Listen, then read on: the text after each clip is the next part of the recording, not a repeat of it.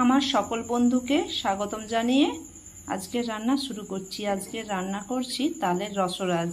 তার জন্য তালের মাড়ির সঙ্গে জল দিয়ে পাতলা করে নিয়েছি, তাতে চিনি আর নুন দিয়ে দিয়েছি। এই যে ফুটতে দিয়েছিলাম, তালের এটা ফুটে গেছে। এইবারে তাতে কাঁচের বাটির 1 বাটি সুজি দিয়ে দিচ্ছি।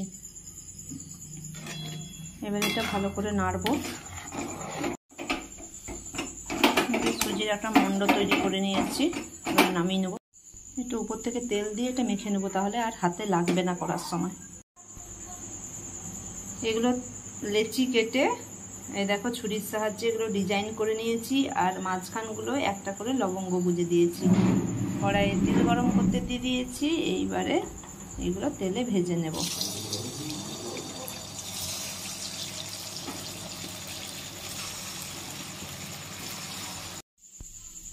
এইদিকে বড়াগুলো ভাজা হোক, আর এই দিকে আমি চিনির রসটা করে নিচ্ছি। 1 বাটি চিনি দিয়ে দিচ্ছি, আর 2 বাটি জল দিয়ে এটা একটু রস করে নেব।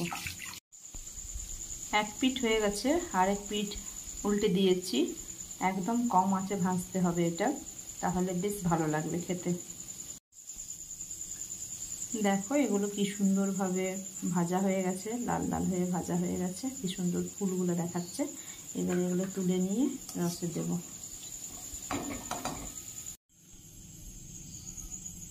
তেলটা ঝেড়ে নিয়েছি, এরপরে এগুলো রসে দিয়ে দিচ্ছি।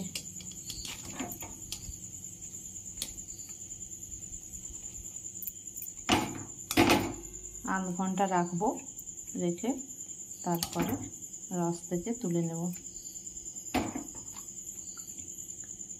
ভিডিওটা কেমন লাগলো কমেন্ট করে জানাবে। ভিডিওটা দেখার জন্য অসংখ্য ধন্যবাদ।